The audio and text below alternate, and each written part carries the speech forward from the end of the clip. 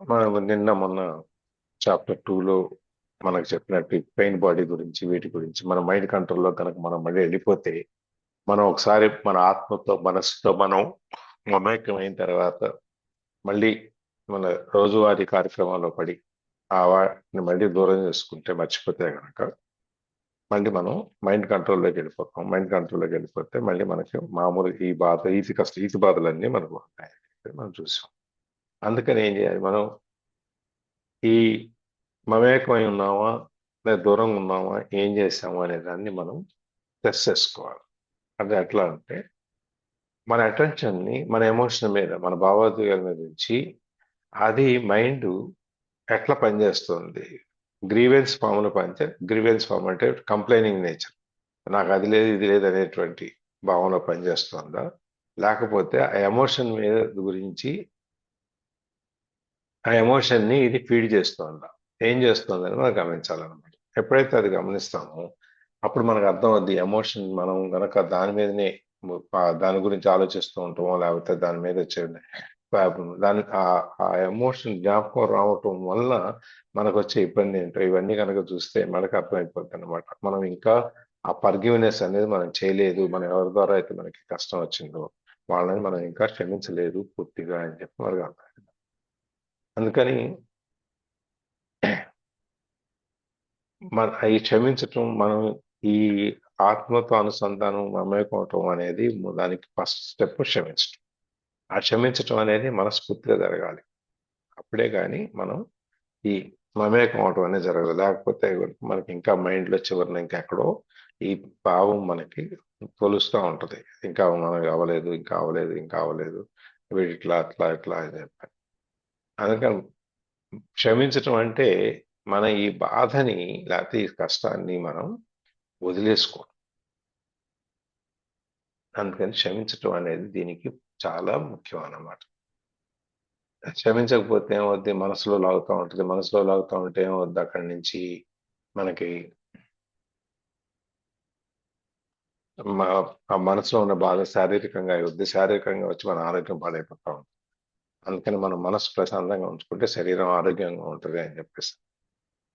ఎప్పుడైతే మనం ఈ ఫర్గివ్నెస్, క్షమించటం మర్చిపోవటం అనేది చేసామో అప్పుడు మనం మన యొక్క పవర్ ఏదైతే ఉందో మైండ్కి వెళ్ళిపోయిన పవర్ని మళ్ళీ మనం వెనక్కి లాగేసుకుంటాం అన్నమాట. అందుకని మైండ్కి మన ఫర్గివ్నెస్ అనేది ఉండదు. మనం మైండ్ నుంచి బయటకు వచ్చేసి మనం మనసు ద్వారా ప్రయత్నిస్తే మనకి ఫర్గివ్నెస్ అనేది ఈ క్షమించటం అనేది వస్తుంది. అందుకని జీసస్ ఏమంటారంటే నువ్వు గుళ్ళోకి వెళ్లే ముందు క్షమించేసేళ్ళు అని. అది మనం అనుకున్నాం. మన గుడికి వెళ్ళేటప్పుడు మన కాళ్ళు చేతులు కడుక్కునేదే అక్కడ బయట లోపలికి పవిత్రంగా వెళ్ళటానికి ఎలా ప్రయత్నం చేస్తామో అదేవిధంగా ఈ మనస్సు ఆత్మ అనే గుళ్ళోకి వెళ్ళటానికి మనం ముందు ఈ క్షమించటం అనే దాన్ని మనం నేర్చుకోవాలన్నమాట. ఈ లింక్ విత్ ది అన్మానిఫెస్టెడ్ నేను చూసాం. అన్మానిఫెస్టెడ్ అంటే మనకి సాక్షాత్కారం కానిది ఏదైనా ఉంటే దాంతో మనం లింక్ చేసుకోవాలి అని. ఇప్పుడు మనకు ఆత్మ సాక్షాత్కారం అనేది మనకు అవ్వట్లేదు కాబట్టి మనని మనం అక్కడ లింక్ చేసుకోవాలని. అంటే దానికిను ఈ ప్రెజెన్స్ వర్తమానం నవ్వు అనే దానికిను ఈ ఇన్నర్ బాడీకి సంబంధం ఉందా అంటే ఎస్. ప్రెజెన్స్ అనేది ప్యూర్ కాన్షియస్నెస్. ఈ వర్తమానం అనేది మన యొక్క పూర్తి అవేర్నెస్. మన మైండ్ మన మనసు మనకి పూర్తిగా తెరిచి ఉంటుంది అన్నమాట. కాన్షియస్నెస్ ని మనం మైండ్ లో నుంచి మళ్ళీ వెనక్కి తీసేసుకున్నాం. కాన్షియస్నెస్ మనకు మైండ్ చేతిలోకి వెళ్ళిపోయిన దాన్ని మళ్ళీ మనం వెనక్కి లాగేస్తాం. అది కాన్షియస్. అది ఒక విధంగా ఇన్నర్ బాడీ వచ్చి ఈ అన్మానిఫెస్టెడ్ సాక్షాత్కారం కాని దానికి మా ఇన్నర్ బాడీకి లింక్ అనమాట.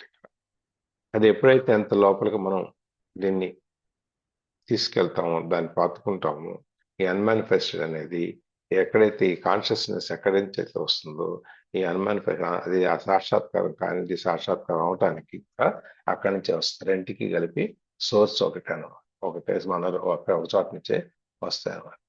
Awareness of the inner body గురించి తెలుసుకోవటమే మనకి ఈ కాన్షియస్నెస్ అన్నమాట. దాని గురించి గుర్తు చేసుకోవటం, దాని యొక్క సోర్స్, దాని యొక్క వనరు మొదలు ఎక్కడి నుంచి ఉందనేది మనం తెలుసుకోవటం, అక్కడికి వెళ్ళిపోవటం. మనం ఎక్కడి నుంచి మొదలెట్టామో మళ్ళీ అక్కడికి చేరుకోవటం. ఈ ఎటువంటి భావోద్వేగాలు, ఈర్ష్య, అసూయలు ఏమీ లేనటువంటి మనస్తత్వంలో మనం వెళ్ళిపోవటం. ఈ రెండు అన్మానిఫెస్టెడ్ అనేది ఒక విధంగా చెప్పాలంటే, మనం కాని దాన్ని, మనకు లేని దాని గురించి మనం ఆలోచిస్తున్నాం అంటే మన ఫ్యూచర్ గురించి ఆలోచిస్తాం. అదే ఆలోచన, అది మనకు చెప్పలేని దాని గురించి. ఇదే కనుక బీయింగ్ అనేది పాజిటివ్ టర్మ్, అంటే బీయింగ్ అనేది మనం ఉన్నాము, మనలో నుంచి మనం వెళ్ళాలి, మన లోపలికి వెళ్ళి చూసుకోవాలి అనేది మనం చూస్తున్నాం. సో ఈ ఇది అన్మానిఫెస్టెడ్, తర్వాత ఈ బీయింగ్, వీటి గురించి మనం పెద్దగా చర్చించాల్సిన అవసరం లేదు. వాటిని మనం దిక్సూచులుగా తీసుకుంటే చాలు అని చెప్పేసి అని మనకి ఒక ఫైనల్ గా మనకి ఇవన్నీ ఒక దిక్సూచి మనకి చూపిస్తాయి మార్గదర్శకంగా అని చెప్పి చూపించడానికి మనం చూసాం.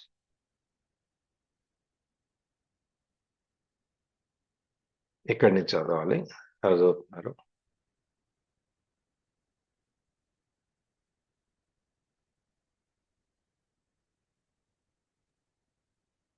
ఇదేనా sir? You said that presence ఇదేనా?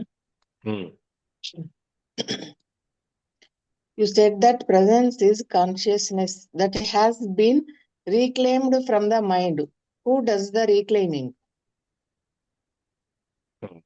ఇంకా మనం ఇందాక చూసాం, కాన్షియస్నెస్ అనేది మైండ్ నుంచి మళ్ళీ మనం తీసేసుకుంటున్నాం అని చెప్పి. మళ్ళీ మనము ఆత్మకు అనుసంధానం అవుతున్నాము అంటే దాని అర్థం కాన్షియస్నెస్ ని మళ్ళీ మన మైండ్ నుంచి తీసేసుకుని ఆ బాధలో నుంచి మనం బయటకు వచ్చేసి కొత్త జీవితాన్ని చూడటానికి వెళ్తున్నాము అని చెప్పని అనుకో.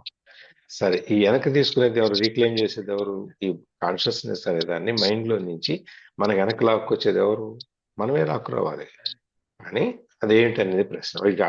అక్కడ ఆ సందిగ్ధత ఏంటి అనేది మనకి ఎవరికైనా అనుమానం రావచ్చు. ఏమంటే మనం ఈ ఆల్రెడీ మన మైండ్ కంట్రోల్లోకి వెళ్ళిపోయాం కదా, మళ్ళీ మైండ్ కంట్రోల్ నుంచి మనం బయటికి రావాలంటే ఎలా రావాలి, ఎవరు చేస్తారు ఇది, మళ్ళీ ఏదైనా గురువు గారి దగ్గరికి వెళ్ళాలా ఏంటి అనేది మనకి ఒక ప్రశ్న రావచ్చు. దానికి సమాధానం, ఎవరు రీక్లెయిమ్ చేస్తారు అంటే యూ డూ, నువ్వే చెయ్యి. ఎవరు చేయరు. నీకు ఒంట్లో బాగాలేకపోతే, ఏదైనా ఇబ్బంది వస్తే డాక్టర్ దగ్గరికి వెళ్తే డాక్టర్ నీకు మందు ఇస్తాడు. ఆ మందు వేసుకోవాలి కదా, డాక్టర్ వేసుకోడు కదా మందు. ఎవరు వేసుకోవాలి? మనమే వేసుకోవాలి. మనమే వేసుకోవాలి. ఎవరికి నొప్పి ఉంటే వాళ్ళే వేసుకోవాలి. అట్లాగే ఇది కూడా, ఈ మైండ్ కంట్రోల్ అనేదాన్ని కూడా మనం మైండ్ లో నుంచి మన కంట్రోల్ ని మనం తీసుకుని మనం దాన్ని మళ్ళీ తిరిగి పొంది మన ఆత్మ సాక్షాత్కారం చేయాలంటే ఎవరు చేయాలి? నువ్వే చేయాలి. But since in your essence your consciousness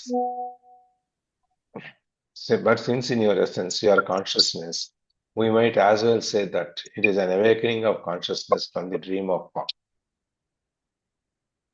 Since in your essence your consciousness, ఒక విధంగా మనకి మనలో మన కాన్షియస్నెస్ అనేది మనకి ముఖ్యమైనది కాబట్టి, మన ఎసెన్స్ ముఖ్యమైనది కాబట్టి, we might as well say that it is an awakening of consciousness from the dream of form. దాన్ని ఇంకో విధంగా కూడా చెప్పొచ్చు. ఏంటంటే ఈ డ్రీమ్ ఆఫ్ ఫామ్ ఏదైతే ఉంది అంటే ఒక కళ, మన ఈ ఆకారాన్ని ఒక కళ ఎలా తీసుకుంటామో ఆకారాన్ని, ఆ ఆకారాన్ని మనము మన కాన్షియస్నెస్ ని నిద్ర లేపటం అనేది కూడా మనం ఒక ఆకారంలో నుంచి, మన కాన్షియస్నెస్ ఆకారం అనేది లేదు కదా, అందుకని ఆత్మకి ఆకారం ఏముంది? ఆకార రూపం లేదు, మనకు ఏదీ లేదు దానికి. అట్లాగే మనం దీన్ని ఒక రూపంలో నుంచి మనం బయటికి లేపి మనం తిరిగి చూడటం అనేది ఒక విధంగా చెప్పాలంటే ఈ consciousness. This does not mean that your own form will instantly vanish in an explosion of light. మన కాన్షియస్ నుంచి మనం నిద్రలేపాము అంటే దాని అర్థం మనం వెంటనే మనం ఆ పై స్టేజ్కి చేరుకున్నాం అని కాదు. అదేంటంటే ఇదంతా మాయమైపోతుంది. ఈ లైట్ మన మీద, అలా కాంతి మన మీద పడితే ఆ కాంతి వలన మనకి ఇదంతా మాయమైపోద్ది, చీకటి అంతా వెళ్ళిపోద్ది అని దాని అర్థం కాదు. You can continue in your present form, yet be aware of the formless and deathless deep within you. నువ్వు ఇప్పుడున్న నీ ఆకారంతో, ఎవరు వేరే సౌండ్ వస్తుంది, రెండు వాడుతున్నారు.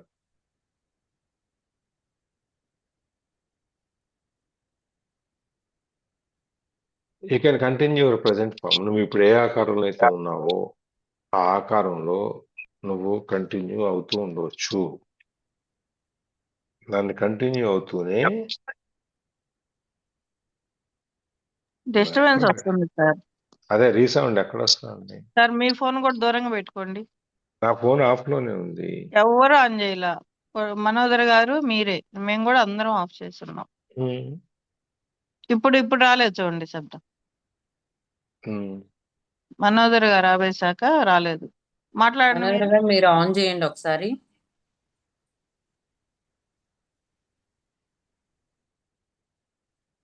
సార్ మాట్లాడండి ఏదైనా.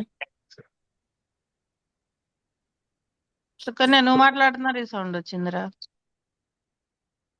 అంటే సెకండ్ గ్యాడ్జెట్ ఏమన్నా ఆన్ చేస్తే ఇట్లా వస్తున్నట్టుంది.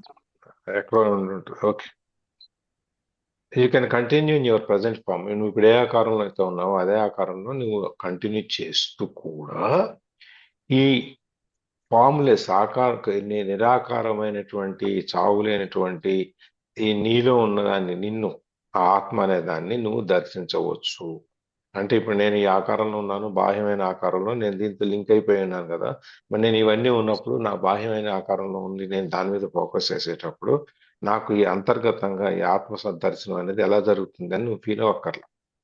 నువ్వు అలా ఉంటూ నీ పనులు నువ్వు చేసుకుంటూ కూడా నువ్వు మనసు ద్వారా నువ్వు ఆత్మతో లింక్ అయిపోయి ఈ ఫామ్లెస్ అండ్ డెత్లెస్, దీనికి నిరాకారమైనటువంటి ఈ చావు లేనటువంటి ఈ ఆత్మని నువ్వు దర్శించవచ్చు. నీలో ఉన్నదాన్ని నువ్వు చూసుకోవచ్చు. అంటే మన పనులు మనం చేసుకుంటూ కూడా మనము ఈ మానసికంగా మనం ఆత్మతో మనం మమేకం అయిపోయి, సంధింపబడి, అనుసంధానం అయిపోయి ఉండొచ్చు అనమాట. నాకు ఇది ఒకటే చేస్తున్నాను, ఇది చేసేటప్పుడు నేను అది చేయను అనేది కాదు. మనం ఏ పని చేసినా కూడా అది మనస్ఫూర్తిగా అట్లా చేయటం అనేది మనం అనుకుంటున్నాము. కూరగాయలు పెట్టిన దగ్గర నుంచి, ఏ పని చేసినా వడ్డించడం దగ్గర నుంచి, స్నానం బట్టలు వేసుకోవడం దగ్గర నుంచి, ఏదైనా సరే మనం దాంట్లో ఏ పని చేస్తామో ఆ పనిలో మనం లీనమైపోయి ఉంటాం. దానివల్ల ఇప్పుడు మనం వంట చేస్తున్నాము అంటే దాని అర్థం మనం మర్చిపోయి చేస్తున్నాం అని కాదు. మనం ఏం చేయాలనేది కాన్షియస్నెస్ చేస్తున్నాము, కానీ దాని మీద ధ్యాస పెట్టడం అనేది ఉంది. అది మన కాన్షియస్నెస్ ప్రెజెన్స్ అనమాట. ఆ అనుసంధానం అయి ఉంటాం అన్నమాట. అందుకని చెప్పి మనమే రీక్లెయిమ్ చేసుకోవాలి, కానీ ఇది ఇంకెవరు దీన్ని చేయరు. Yes, I must admit that this is way beyond my comprehension, and yet on some deeper level, I seem to know what you are talking about. It's more like a feeling than anything else. Am I deceiving myself? సరే, I must admit that నువ్వు చెప్పేది ఏదైతే ఉందో అదంతా నా ఆలోచన పరిధిని దాటి ఉంది ఒక విధంగా. మీరు చెప్పేదంతా మాకు తలపై నుంచి పోతుందని, తలలోకి ఏమి వెళ్ళట్లేదు అనుకుంటా. మా స్కూల్లో ఉన్నప్పుడు చెప్పాం, అది చెప్పేదంతా తలపై నుంచి వెళ్ళిపోయింది, తలలోకి ఏమి వెళ్ళట్లేదు అని చెప్పి అట్లా అనుకుంటే నేను ఒప్పుకోవాలి. ఎందుకంటే ఇదంతా నువ్వు చెప్పేది నాకు మైండ్లోకి ఏమి వెళ్ళట్లేదు, అది పైనుంచి పోతుంది. కానీ ఎక్కడో లోపల నువ్వు చెప్పేది ఎక్కడో నాకు టచ్ అవుతుంది. I seem to know what you are talking about. నువ్వు చెప్పేది నాకు లోపల ఎక్కడో నాకు తెలిసినట్టుగా అనిపిస్తుంది. పైనుంచి పోయినా కూడా ఎక్కడో ఒక శబ్దము, అరశబ్దము మన చెవిలో పడుతుంది కదా. ఆ చెవిలో పడినప్పుడు అది ఇదేదో మనం ఇంతకుముందు విన్నామే అన్నట్టుగా మనకి అనిపిస్తోంది. It's more like A feeling than anything else. అది ఒక ఫీలింగ్ అనమాట, ఇంకేం కాదు. అదేదో తెలుస్తుంది, అనిపిస్తోంది, ఇది నేనేదో విన్నాను అనేది ఒక మన ఫీలింగ్ అది, అంతేగాని వేరే ఏం కాదు. అట్లా ఈ ఫీల్ అయిన దాన్ని ఓహో ఇదే నేను ఆత్మతో అనుసంధానం అవటం, లేకపోతే ఇదే నేను రీక్లెయిమ్ చేసుకున్నాను, నా మైండ్ నుంచి నా పవర్ నేను తీసేసుకుని నేను ఉన్నాను అనేది అనిపిస్తే, ఒకవేళ అట్లా అనుకుంటే నన్ను నేను మోసం చేసుకుంటున్నానా? అలా అనుకుని నాకంతా తెలుస్తోంది అని చెప్పి అనుకుని ఎక్కడో ఒక పదం విన్నంత మాత్రాన దానివల్ల ఏదో ఒక ఫీలింగ్ వచ్చినంత మాత్రాన నేను మళ్ళీ నన్ను మోసం చేసుకుంటున్నాను, నాకు అన్నీ తెలుసు అనుకుని అనేది మళ్ళీ ప్రశ్న.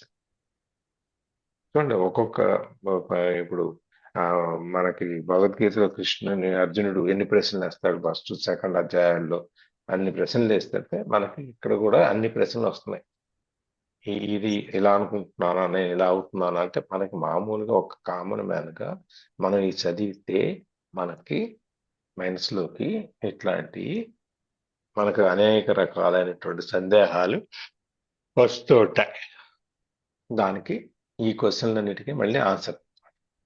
ఎస్ చదవండి. No, you are not. Feeling will get you closer to the truth of who you are than thinking. I cannot tell you anything that deep within you don't already know. When you have reached a certain stage of inner connectedness, you recognize the truth when you hear it. If you have not reached that stage yet, the practice of body awareness will bring about the deepening that is necessary. నిన్ను నువ్వు మోసం చేసుకోవట్లేదు, నువ్వు correct సరైన మార్గంలోనే ఉన్నావు.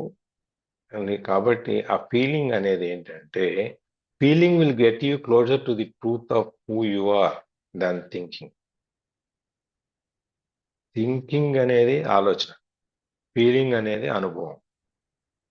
Feeling అనే దానికి నువ్వు వచ్చావు అంటే అది నిన్ను నిజానికి దగ్గరగా తీసుకెళ్తుంది. ఆలోచన కంటే నువ్వు ఆలోచన ఫీలింగ్ రెండిట్లో కన్ఫ్యూజ్ అవుతావు. నువ్వు కన్ఫ్యూజ్ అవ్వకు, ఆలోచన వేరు, ఆ అనుభవం వేరు. అందుకని ఆలోచించిన తర్వాత మనం దాన్ని ఫీల్ అవుతున్నాము అంటే దాని యొక్క అనుభవంలోకి మనం వెళ్తున్నాం అనమాట. అది దగ్గర అవుతున్నాం అనమాట. దానికి చిన్నది చెప్పాలంటే, మనం మీటింగ్కి వెళ్ళాం, ఎంఎస్ఎంఈ వాళ్ళది మీటింగ్ ఉంటే దానికి పొద్దున్న సాయంత్రం దాకా ఉంది, వెళ్ళాను అనమాట. మధ్యలో వచ్చేసాను అనుకోండి. సరే నేను కూర్చున్న సీట్లో నుంచి వాళ్ళు స్క్రీన్స్ కనపట్టలేదు అని చెప్పంటే ముందుకు వచ్చి కూర్చోండి సార్ అంటే ముందుకెళ్ళి కూర్చోండి. ఆ ముందున్న టేబుల్ సోఫాలు విఐపీల కోసం వేసినాయి. సరే ఖాళీగా ఉంది కదా కూర్చోమంటే కూర్చోవచ్చు అంటే కూర్చోండి అన్నాడు ఆయన. సరే కూర్చున్నాం. ఎదురుగుండా వాళ్ళకి జీడిపప్పులు బాదం పప్పులు ఇవన్నీ పెట్టారు. చూశాను, నా పాటికి నేను అదే వింటున్నాను. కొంతసేపటికి అయిన తర్వాత థాట్లోకి వెళ్ళిపోయింది, అవును ఈ పెట్టారు కదా తినొచ్చు కదా, మనం ఎందుకు కూర్చుంటున్నాము అని. ఎవరు కూర్చుంటే వాళ్ళు తింటారు అంతే, వాళ్ళే విఐపీలే తినాలి వాళ్ళు వచ్చనే లేదు. ఎందుకులే అని చెప్పి ఆలోచిస్తే సరే అది సబ్జెక్ట్లో గురించి దాని గురించి మాట్లాడుతూ దాని గురించి చూసుకుంటే ఇదేం తినేది ఎట్లా అని చెప్పి కాసేపు మెల్లమెల్లగా ఆలోచన పెద్దదైంది. సరే పెద్దదైన తర్వాత ఏం చేస్తున్నాం, ఫీల్ అవుతున్నాం కదా, అందుకని చెప్పి మళ్ళీ ఒక చేయి పెట్టి ఒక జీడిపప్పు తీసుకుని నోట్లో వేసుకుని ఆలోచన నుంచి అనుభవంలోకి వచ్చేసాం. ఫీలింగ్ అది తిన్నాక ఒక పప్పు నోట్లు వేసుకున్న తర్వాత అయిపోయింది. అది మన ఆలోచనలో నుంచి ఏదైనా రూపం దిద్దుకుంటుంది. అందుకని ఈ ఆలోచన, ఈ ఫీలింగ్ అనేది ఆలోచన స్థితి నుంచి నువ్వు ఆ నిజం అనేదానికి, ట్రూత్ అనేదానికి దాని దగ్గరికి వెళ్తున్నావు అనమాట. అందుకని చెప్పి నువ్వు దీన్ని నిన్ను మోసం చేసుకోవటం అని అనుకోవద్దు. I cannot tell you anything that deep within you don't already know. నువ్వు లోపల నీకేం తెలుసుకుంటున్నావు, నువ్వేమనుకుంటున్నావు అని నేను చెప్పలేను. నీకు తెలియని దాని గురించి నువ్వు తెలుసుకుంటున్నావా, నీకు తెలిసిన దాని గురించి నువ్వు ఆలోచిస్తున్నావా, నువ్వు ఏమైనా కొత్త విషయం నీ బుర్రలోకి వస్తుందా నీ మనసులోకి అనేది నేను చెప్పలేను, ఎందుకంటే నాకు అనిపించదు కాబట్టి. నేను నీకేం చెప్పగలను అంటే నువ్వు ఇలా వెళితే నీకు మంచి జరుగుతుందని చెప్పగలను అంతే. నువ్వు వెళ్ళిన తర్వాత నీకు మంచి జరిగిందా, దాన్ని ఉపయోగించుకున్నావా లేదా అనే దాని గురించి నాకు సంబంధం లేదు. So when you have reached a certain stage of inner connectedness, నువ్వు ఎప్పుడైతే ఏదో కొంత నీ లోపలికి నువ్వు కనెక్ట్ అవటం, ఇన్నర్ కనెక్టెడ్నెస్ నువ్వు చేరగలుగుతావు, ఎంతో కొంత లోపలని మన మనం అనుసంధానం అవటం అనేది కొద్దిగా అయినా ఆ ఫీలింగ్ వచ్చింది అంటే దాని అర్థం మనం లింక్ అవుతున్నాం అనమాట, ఆ కనెక్ట్ అవుతున్నాం అనమాట. కనెక్ట్ అయితే కనుక you recognise the truth when you hear it. నువ్వు ఎప్పుడైతే నువ్వు లోపల నీ ఆత్మతో నువ్వు అనుసంధానం నీ ఇన్నర్ బాడీతో నువ్వు అనుసంధానం అవుతావో అప్పుడు నువ్వు ఆ కనెక్టెడ్నెస్ కి దగ్గరగా వెళ్తున్నావు. అప్పుడేమవుద్ది, నీకేదో వినిపిస్తుంది ఆ నిశ్శబ్దంలో నుంచి. అది నువ్వు ఎప్పుడు దాకా వెళ్ళలేకపోతున్నావు. నువ్వు ఈ ఫీలింగ్ అనేది నీలోకి వచ్చినప్పుడు నీకు ఆ తెలియని శబ్దాలేవో మెల్లగా వినిపిస్తాయి. ఇందాక మనం డిస్టర్బెన్స్ వచ్చింది, మనం ఎక్కడో తెలియని శబ్దాలు ఎక్కడి నుంచి వస్తున్నాయా అని చెప్పి మనం విచారించుకున్నాం కదా. అదే విధంగా ఇక్కడ కూడా నువ్వు ఎప్పుడైతే నువ్వు ఆ లోపల కనెక్ట్ అవటం జరుగుతుందో ఆ కనెక్ట్ అయినప్పుడు ఆటోమేటిక్ గా నువ్వు ఆ శబ్దాలు వింటావు అనమాట. If you haven't reached that stage at, ఒకవేళ నీకు శబ్దాలు వినపట్టం లేదు, నువ్వు ఆ స్థితికి నువ్వు ఇంకా చేరుకోలేదు అన్నా కూడా, the practice of body awareness will bring about the deepening that is necessary. The practice of body awareness, నిన్ను తెలుసుకోవటం, ఆ బాడీని, ఆ ఇన్నర్ బాడీని తెలుసుకోవటం ద్వారా నువ్వు తెలుసుకోవటం అనే అభ్యాసాన్ని ఇంకా ఇంకా తెలుసుకోవాలి అని చెప్పి నువ్వు ఎప్పుడైతే ఇంకా ఇంకా అభ్యాసం చేస్తుంటావో, దాన్ని ప్రాక్టీస్ చేస్తుంటావో, అది నిన్ను మెల్లగా ఆ డీపెనింగ్ లోపలికి ఎంతవరకు అవసరమో, నిన్ను ఎంతవరకు లోపలికి తీసుకెళ్లాలో, ఆ రూట్స్ లోకి తీసుకెళ్లాలో, ఆ లోతుల్లోకి తీసుకెళ్లాలో అంతవరకు నేను తీసుకెళ్తాను. అందుకని నీకు ఎప్పుడైతే ఆ ఫీలింగ్ వస్తుందో, ఆ ఫీలింగ్ వచ్చావు అంటే నిన్ను నువ్వు తెలుసుకునేటువంటి నిజానికి నువ్వు దగ్గరగా అవుతున్నావు, ఆ అవేర్నెస్ నీకు వస్తుంది అని చెప్పి దానికి మెల్లగా అది ఎప్పుడైతే నువ్వు దాని యొక్క శబ్దాన్ని నువ్వు వినగలుగుతావు. ఒకవేళ వినలేకపోయినా నువ్వు దాన్ని ప్రాక్టీస్ చేయటం వల్ల మెల్లమెల్లగా ఆ లోతుల్లోకి నువ్వు వెళ్ళగలుగుతావు అని చెప్పాను. ఒక్క రోజులో మనకు రాకపోయినా మనం ధ్యానంలో కూర్చుంటే మెల్లమెల్లగా ఎలా లోపలికి వెళ్తామో అలాగే ఇక్కడ కూడా మెల్లమెల్లగా లోపలికి వెళ్తాం అన్నమాట. Slowing down the ageing process. ఈ ఏజింగ్ ప్రాసెస్ అనేది చెప్పండి. చెప్పండి సార్. అదే మీరు చెప్తున్నారు అనుకో, నేను చదువుతున్నాను మీరు చెప్తున్నారు. Okay, slowing down the ageing process. ఈ ఏజింగ్ ప్రాసెస్ తక్కువ అంటే మనం ఎప్పుడైతే మనం తెలుసుకోవటం మొదలు పెడతామో మన లోపలికి మనం వెళ్ళగలుగుతాము. అది క్రానికల్ గా అంటే 1, 2, 3లో మన ఏజింగ్ అనేది ఏజ్ పెరుగుతూ ఉండొచ్చాము, కానీ ఫిజికల్ ఏజింగ్ ప్రాసెస్ ఏదైతే ఉందో, శరీరానికి రావాల్సిన మార్పులు ఏదైతే ఉన్నాయో అది మెల్లగా వస్తాయంటే ఒక 60 ఏళ్ళకి ఏ మార్పులు రావాలో, 50 ఏళ్ళకి ఏ మార్పులు రావాలో, 70 ఏళ్ళకి ఏ మార్పులు రావాలో, 80 ఏళ్ళకి ఏ మార్పులు రావాలో అవి శారీరకంగా కూడా కొంచెం స్లో అవుతాయి అన్నమాట. ఉత్సాహం అనేది మనిషిలో నుంచి బాగా వస్తుంది అనేది అదేంటి చూద్దాం. చదవండి. In the meantime, awareness of the inner body has other benefits in the physical realm. One of them is a significant slowing down of the aging of the physical body. అది దానివల్ల ఏమవుద్ది, నువ్వు ఆత్మతో అనుసంధానం అయ్యి నువ్వు మానసికంగా కనుక నువ్వు ఎప్పుడైతే నువ్వు ఉత్తేజంగా నువ్వు ఆ ఉల్లాసంగా ఒక అద్భుతమైన ఒక వింత కాంతితో నువ్వు ఎప్పుడైతే ఉన్నావు అప్పుడు ఏమవుద్ది, awareness of inner body has other benefits. ఈ మన లోపల ఉన్న శరీరాన్ని తెలుసుకోవటం వల్ల మనకి ఇంకా నువ్వు మానసికంగా కనెక్ట్ అయి ఉంటావు కాకుండా ఇంకా ఫిజికల్ గా కూడా నిజానికి మన శరీరంలో కూడా కొన్ని మార్పులు తెలుస్తాయి. అది మనకు తెలుస్తుంది ఏంటంటే దాంట్లో significant slowing down of the ageing of the physical body. అది ఇప్పుడు నేను చెప్పింది. మనం 40 ఏళ్ల వయసులో, 60 ఏళ్ల వయసులో, 70 ఏళ్ల వయసులో మన శరీరం ఎటువంటి మార్పులు చెందాలో అటువంటి మార్పులు చెందకుండా, ఇప్పుడు 70 ఏళ్ళు వచ్చినా కూడా కొంతమంది చూస్తాం 70 ఏళ్ళు ఉన్నాయి కానీ 40 ఏళ్ళ కుర్రాళ్ళలాగా ఉంటాడు, లేదా 40 ఏళ్ళ మనిషిలాగా ఉంటాడు, లేదా 50 ఏళ్ళు వచ్చినాయి 25 ఏళ్ళ పిల్లలాగా ఉంటుంది అని చెప్పి మనం అనుకుంటుంటాం. చూసారా? ఆ విధంగాను ఆ ఫిజికల్ బాడీ మనకి ఇంకా కొంచెం యవనంగానే కనిపిస్తుంది. కనిపించాల్సిన ముసలితనం కంటే కూడా అది యవనంగానే కనిపిస్తుంది అనమాట. ఎందుకని? మీ మనసు ప్రశాంతంగా ఉంది, మీ మనస్సు మీకు ఆత్మతో కనెక్ట్ అయిపోయింది.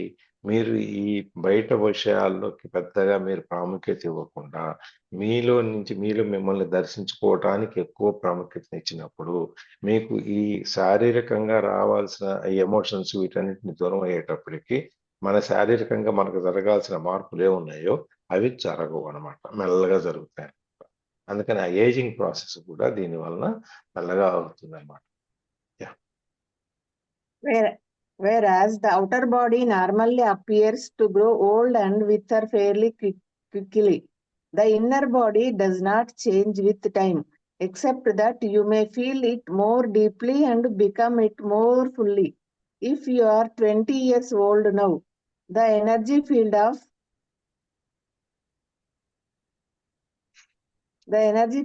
your inner body will feel just the same when you are 80. It will be just a vibrantly alive. As soon as your habitual state changes from being out of the body and trapped in your mind to being in the body and present in the now, your physical body will feel lighter, clearer, more alive.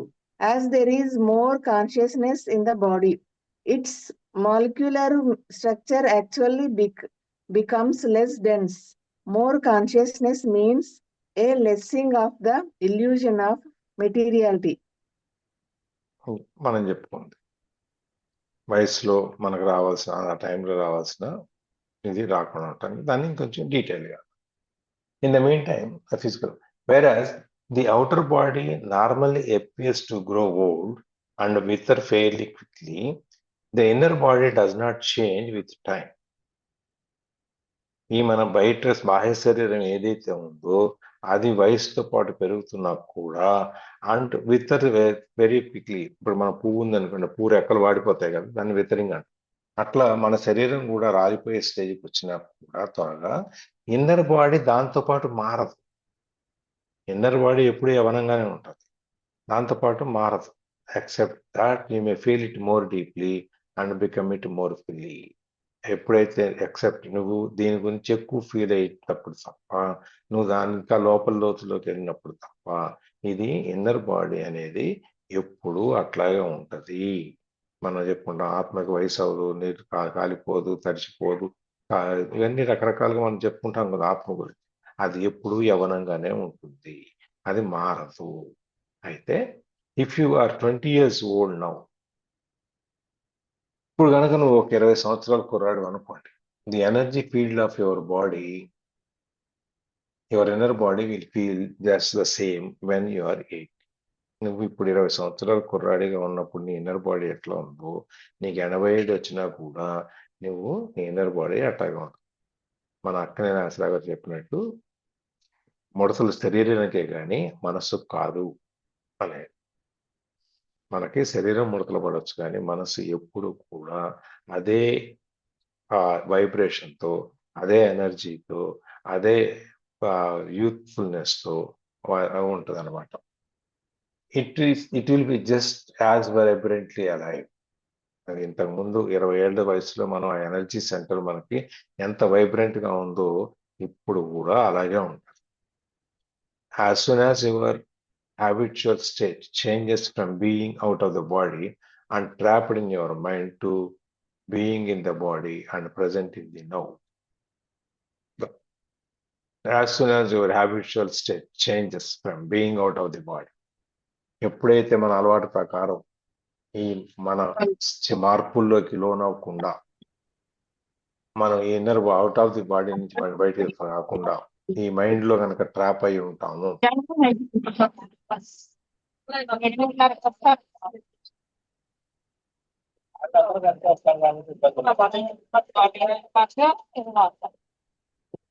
Mataji గారు mute చేయరా?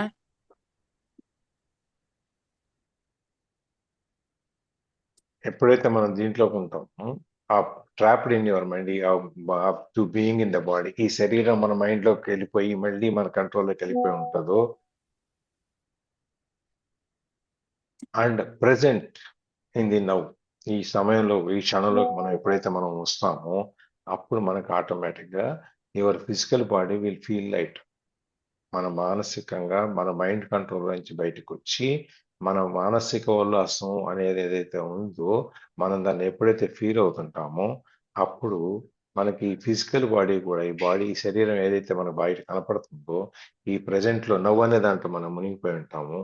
అప్పుడు మనకి ఈ ఆకారం కూడా తేలికైపోతుంది. మనసు తేలిక ఉంది వాళ్ళ, శరీరం అంత తేలిపోతున్నట్టుగా ఉంది అంట. మనం ఎప్పుడు సంతోషంగా ఆనందంగా ఉన్నప్పుడు మనం ఫీల్ అవుతాం. ఆ విధంగా ఎప్పుడు కూడా మనం మనసుతో సంసాధనం అయిన తర్వాత మనం ఎప్పుడు సంతోషంగా ఉల్లాసంగానే ఉంటాం అన్నమాట. Feel lighter, clearer and more alive. ఎంతో క్లియర్గా శుద్ధంగా కనిపిస్తుంటుంది. ఇంకా జీవించి ఉన్నట్టుగా మనం ఫీల్ అవుతాం. మనం ఎక్కువ వైబ్రెంట్ గా మనం అంటాం, నీళ్ళు వచ్చినాక కూరలు చేస్తున్నాడు అంటాం సార్. వాళ్ళు ఆ వైబ్రెంట్నెస్ ఎలా వస్తుందంటే ఈ అన్నిటి వలన మనస్సు శరీరం తేలికైపోయి ఎప్పుడు కూడా ఆ ఎనర్జెటిక్ ఫీల్డ్ లోనే ఉంటారు అన్నమాట. ఉన్నప్పుడు మనకి ఇవన్నీ మిగిలినవి పెద్దగా పట్టం. As there is more consciousness in the body, its molecular structure actually becomes less dense.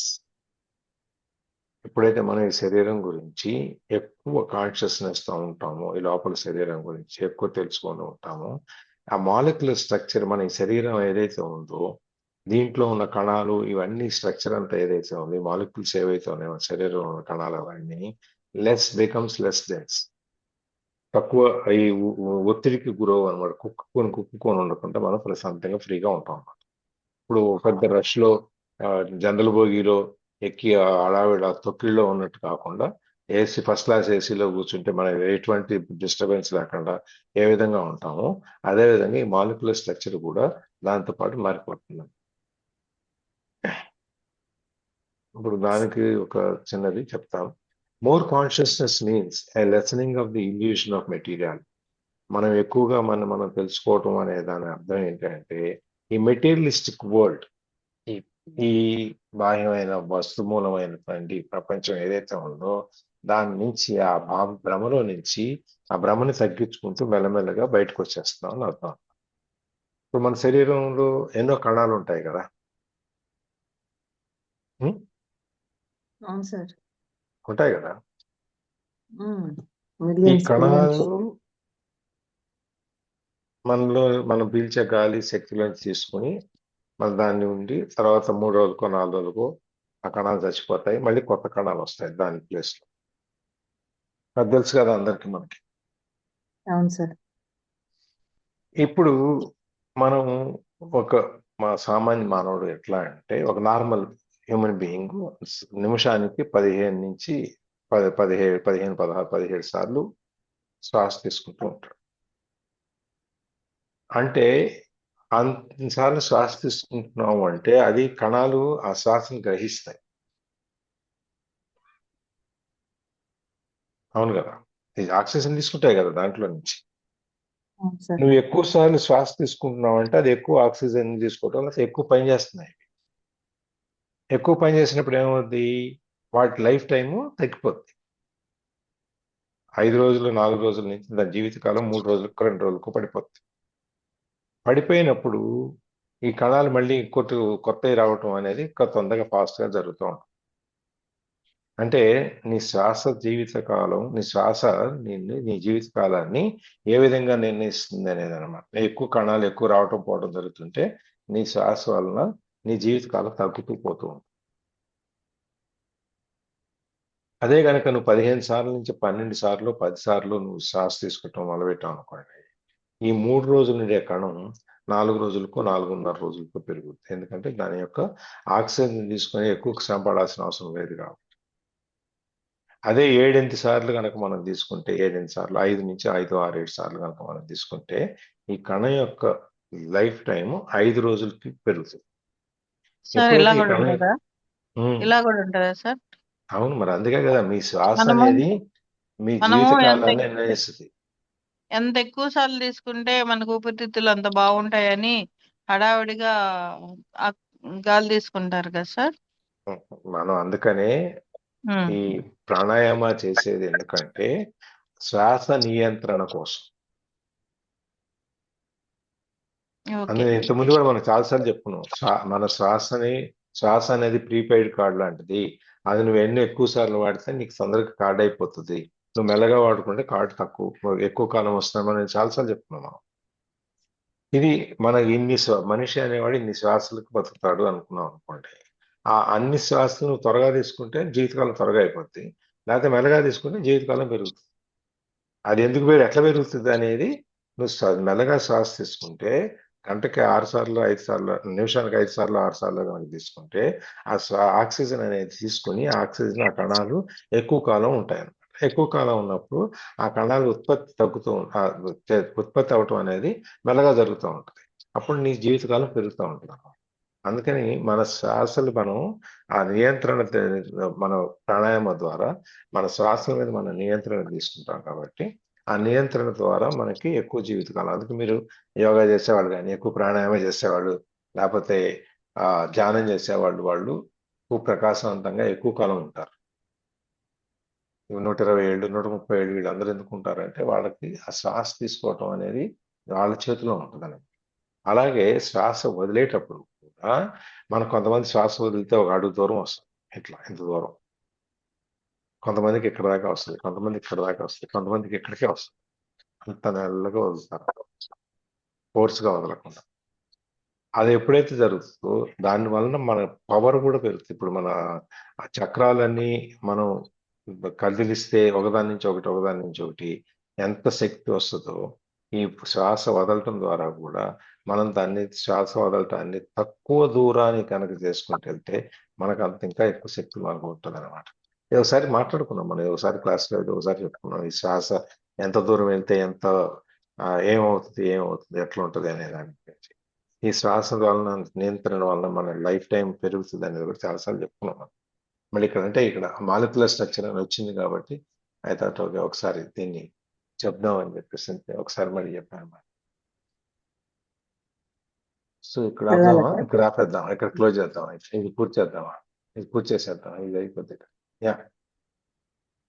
When you become identified more with the timeless inner body than with the outer body, when presence becomes your normal mode of consciousness and past and future no longer dominate your attention, you do not accumulate time anymore in your psyche and in the cells of the body. The accumulation of time as the psychological burden of past and future greatly impairs the cell's capacity for self renewal. So if you inhabit the inner body, the outer body will grow old at a much slower rate. And even when it does, your timeless essence will shine through the outer form, and you will not give the appearance of an old person.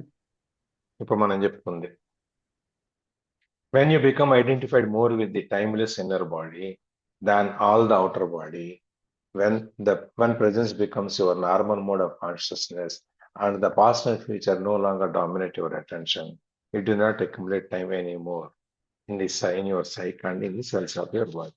ఎప్పుడైతే నువ్వు ఈ timeless inner బాడీకి మన ఆత్మకి time అనేది లేదు, అది ఎల్లకాలం ఉంటుంది. అందుకనే రెస్ట్ ఇన్ పీస్ అంటే మనం దాన్ని తప్పు అంటాం. మనం ఆత్మ అనే దానికి మనకు చావు లేదు కాబట్టి శరీరం కొంచెం ఎక్కువ శరీరంలోకి ప్రయాణం చేస్తుంది కాబట్టి మన రెస్ట్ అండ్ పీస్ అనేది తప్పు అని అంటాం.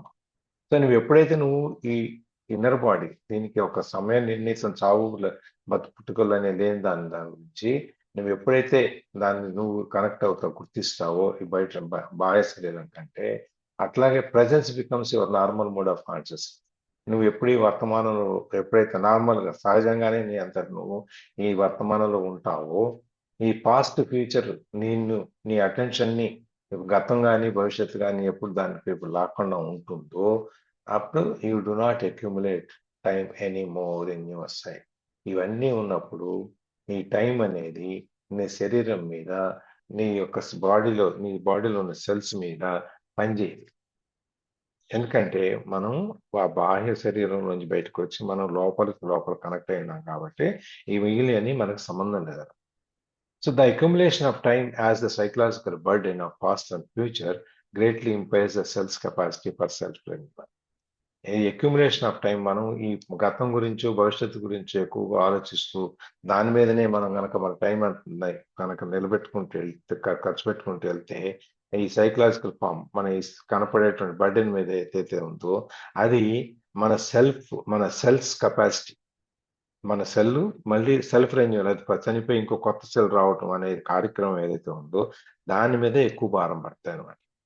మన సెల్స్ మీద, మన కణాల మీద, మన ఒంట్లో ఉన్న కణాల మీద ఈ యొక్క ఈ సైకలాజికల్ ప్యాటర్న్ అనేది ఏదైతే ఉందో, ఫ్యూచర్ గురించి పాస్ట్ గురించి ఆలోచించడం ఏదైతే ఉందో అది దాని వలన మన కణాలు మళ్ళీ పునరుత్పత్తి అవటానికి అవటం మీద దాని భారం పడుతుంది అనమాట. అంటే వెంటనే పునరుత్పత్తి అనేది జరగకపోవచ్చు, టైం పట్టవచ్చు. దానివలన ఈ బాడీ మీద బాహ్య శరీరం మీద దాని వల్ల ప్రభావం దాని మీద పడుతుంది అన్నమాట. So if you inhabit the inner body, the outer body will grow old at a much lower rate.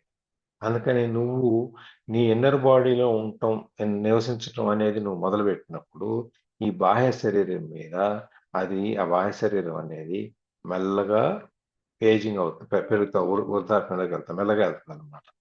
And even when it does, your timeless essence will shine through the outer form. ఒకవేళ వెళ్ళినా కూడా నీ యొక్క ఈ timeless essence, నువ్వు లోపలికి ఆత్మతో అనుసంధానం అయినటువంటి ఆ కాంతి అనేది నీ శరీరంలో పడుతుంది కాబట్టి నీ శరీరం, బయటకి ఉన్న శరీరం ఎక్కువ ప్రకాశవంతంగా ఉంటుంది. అంటే వడలిపోయి నీరసంగా కనపడలేనికి, అయ్యో ఏంట్లో లేదండి ఇలా ఉన్నామని ఇలా పడిపోయి అలా ఉండదు. ఎప్పుడు కూడా నువ్వు ఏజింగ్ ఉన్నా కూడా నువ్వు ఎప్పుడు ఉత్సాహంగానే నీకు ఆ బాడీని ఉంచుతుంది, ఆ లోపల శరీరం అనేది ఉంచుతుంది అనమాట. You will not give the appearance of an old person. నువ్వు ఆ ముసలి వ్యక్తిగా నువ్వు కనపడవు, ప్రకాశవంతంగా కనపడవు. అప్పుడు నువ్వు ఎప్పుడైతే నీ ఒంట్లో నీ మనిషి ముఖంలో ఆ ప్రకాశం అనేది కనిపిస్తుందో నీ ఏజ్ గురించి ఎవడు అసలు ఆలోచించడు. చూడు ఎంత ప్రకాశంగా ఉన్నాడు, ఆయన ఎంత బ్రైట్ గా కనపడుతున్నాడు, బాగా చదువు. ఇప్పుడు మీరు చూడండి, కొన్ని ఆర్ట్స్ కళలు వచ్చిన వాళ్ళు ఉంటారు కదా, డాన్సర్స్ కానీ, లేకపోతే సింగర్స్ కానీ, లేకపోతే మన ఈ తపస్సు చేసేవాళ్ళు కానీ, వీళ్ళందరూ చూడండి, ఈ కవులు కానీ, పాటలు రాసేవాళ్ళు కానీ, వీళ్ళందరూ చూడండి, వాళ్ళలో మామూలు వాళ్ళకంటే కూడా ఒక డిఫరెంట్, వాళ్ళ ఫేస్ లో ఒక డిఫరెంట్ లైట్ ఆకర్షణ కనిపిస్తుంది సార్, ఆకర్షణ కనిపిస్తుంది, ఖచ్చితంగా కనిపిస్తుంది, తేజస్ కనిపిస్తుంది. ఎందుకంటే వాళ్ళు దాంట్లో లీనమైపోయినారు. ఆ విద్య వాళ్ళమని ఎప్పుడు కూడా ఆ మనసుని వాళ్ళు యంగ్ గా ఉంచుకుంటారు. అందుకని వాళ్ళు చూడంగానే మనకు ఒక రకమైనటువంటి ఆ భావం వస్తుంది, ఓహో వీళ్ళు ఏదో బాగా చదువుకున్న వాళ్ళు, లేకపోతే బాగా తెలిసిన వాళ్ళు, లేకపోతే బాగా ఏదో ఒక మనకు లేని ఒక ఎక్కువ విద్య ఏదో వాళ్ళ దగ్గర ఉంది అనేది మనకు అర్థం అవుతుంది.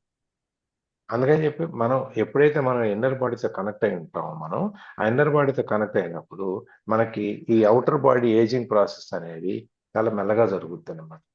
దానివల్ల ఆ ప్రకాశంగా ఉన్నప్పుడు మనం చూసేటప్పుడు మనకు మిగిలిన అవలక్షణాలు ఏమన్నా ఉన్నా కూడా అవి కనపడవు. ఆ ప్రకాశమైనటువంటి ఆ ముఖం చూసేటప్పుడు మిగిలిన మనం ఆ ముఖాన్ని చూస్తూ ఉండిపోతాం, మనం మిగిలిన చూడం. ఆ విధంగా మనం మార్చుకోవడానికి అవకాశం ఉంటుంది. సో ఇవాళ ఆపుదాం, మళ్ళీ మంగళవారం నాడు మొదలుపెట్టు. Okay sir, thank you sir. ఇంకెవరైనా ఏమైనా షేరింగ్ ఉంటే ముందుకెళ్దాం. రికార్డ్ ఆపండి సార్. అంతేనే మీరు సార్ మరి